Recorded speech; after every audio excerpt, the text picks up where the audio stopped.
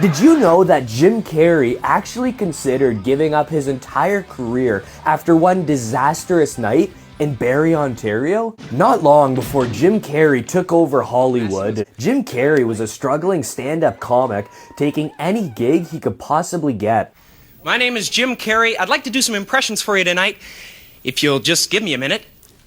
A common gig for Carrey to find himself booked at was actually opening for rock bands in the late 1970s. But one of these gigs was actually so disastrous, he considered giving up comedy for good. It was in 1979 that Jim Carrey found himself booked for 2 nights at the Roxy Theatre in Barrie, Ontario, opening for the rock band Godot for 2 consecutive sold-out nights. Jim Carrey has since recalled a less than warm reception as he walked on stage in front of nearly 1,000 beer-drinking local farm boys eagerly anticipating a hard rock show, and instead were met with Jim Carrey doing impersonations of Sammy Davis Jr.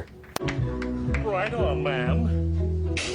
Practically anything that wasn't nailed down was thrown at Carrey as he tried to deliver his set. The crowd booed and egged him on, but the final straw was when Carrey was met in the face with a urine-soaked towel that actually knocked him over.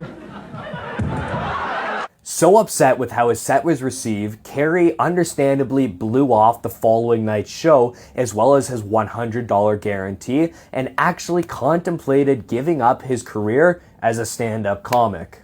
But of course, that's not what happened. What about Godot, who headlined both those shows? Well, both those sets were actually recorded live and released 3 years later on the group's monumental live album, Best Seat in the House, while Greg Godovitz can actually be found online in multiple chat rooms and forums making light of the situation and talking about his experience from those evenings. Did you know this fact about Jim Carrey? Let us know in the comments below.